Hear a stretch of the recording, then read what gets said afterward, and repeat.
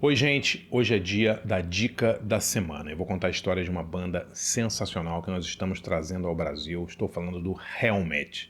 Se você curte esse tipo de quadro sobre cinema, música e livros, inscreva-se no canal, ative o sininho para receber as notificações.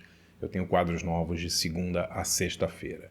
E queria agradecer demais aos quase 700 assinantes do meu site de jornalismo cultural, andrebarcinski.com.br. Galera, conheça o site. Por R$ 20 por mês você tem um monte de benefícios. Minha meta para esse ano é chegar a 1.000 assinantes.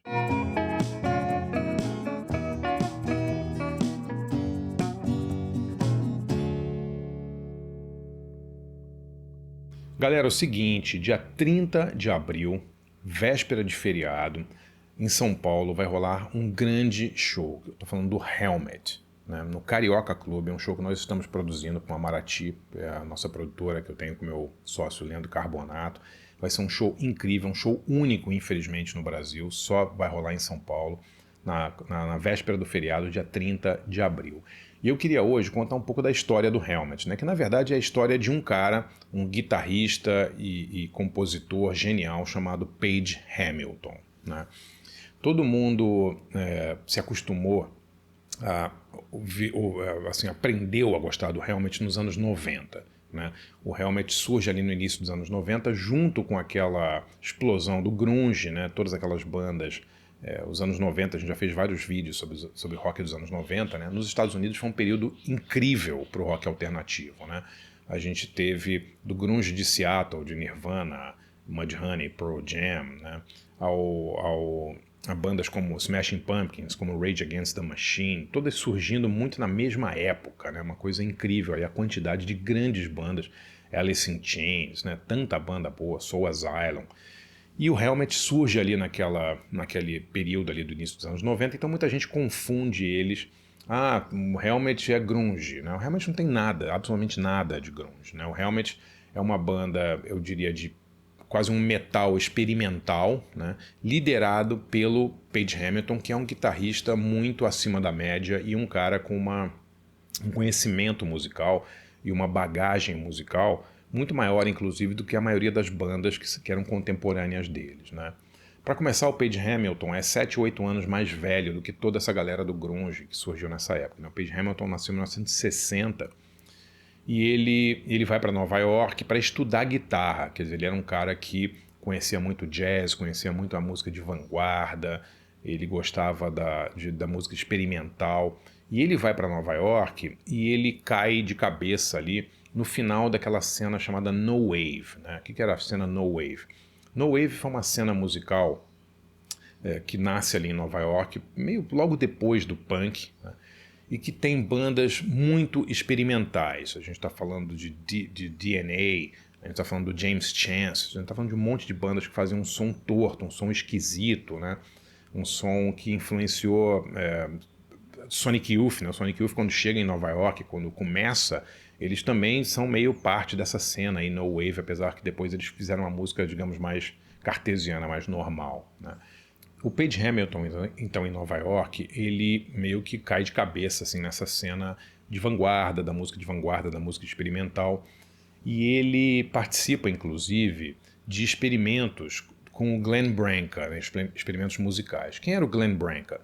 Glenn Branca foi um grande, né, saudoso, morreu acho que 2018, 2019.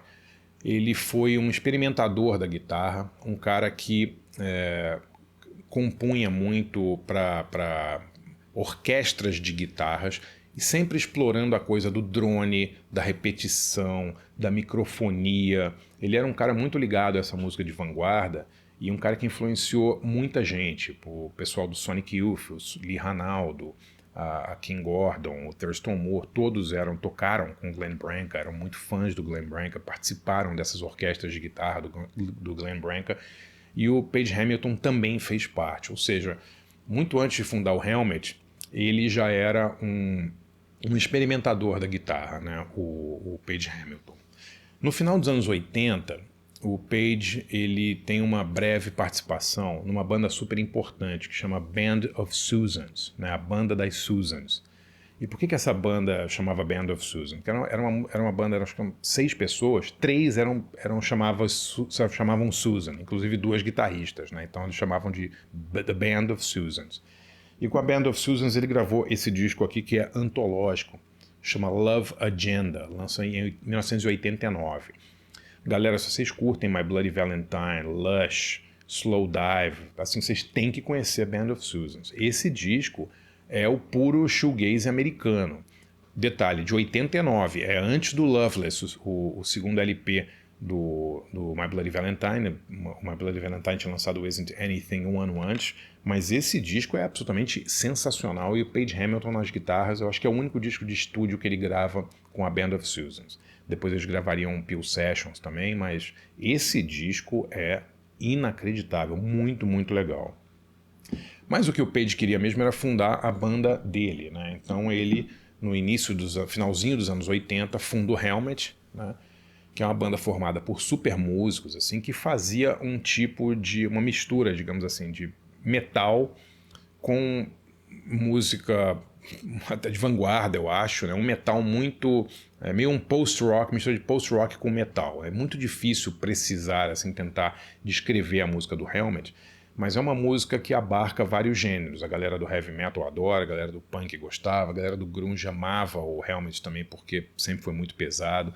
Agora é uma banda muito, muito intensa e muito extremamente virtuosa, né? De grandes músicos, né? O baterista é aquele John Stanier, que toca, depois tocou no Battles e tal, tocou com Tomahawk. Os caras são muito bons, né? E o Page, com o Helmet, lança 4 discos sensacionais. O Strap It On, só para não errar os anos, né? Strap It On em 90, o Meantime em 92, o Betty em 94 e o Aftertaste em 97. Depois a banda briga, eles ficam um tempão sem gravar e tal, voltam uns 7, 8 anos depois. Esse show do Page Hamilton, do Helmet no Brasil, ele é uma homenagem ao Betty, que ano passado fez 30 anos. Então eles vão tocar, é um show em homenagem ao Betty, eles vão tocar o Betty e vão tocar, claro, os clássicos dos outros LPs, do Meantime, do Strap It On, do Aftertaste. Vai ser um showzaço. Os ingressos você pode comprar aqui nesse QR Code aqui que está na tela. E não marque bobeira, galera. Show único do Helmet. Ver o Helmet num clube vai ser uma coisa realmente fantástica, né? Eu tive a sorte de ver o Helmet ao vivo várias vezes. Tive a sorte também de ver o Page Hamilton tocando, acreditem, com David Bowie, né? O Page tem uma moral tão grande assim com músicos de vários estilos, tal, que ele foi convidado pelo David Bowie para fazer uma turnê com ele em 99, 2000 mais ou menos. Eles fizeram uma série de shows com essa banda, e eu me lembro do que era o Reeves Gabrels na guitarra, do Tin Machine e tal, que hoje está tocando, se não me engano, com Cure, né? E o Page Hamilton foi sensacional num clube pequeno em Nova York, o Kit Kat Club. Tem esse show, você consegue achar no YouTube, tem o som, né? Tem a gravação desse show, assim, um show muito, muito importante para os fãs do Bowie, porque foi um show num lugar muito pequeno e tal.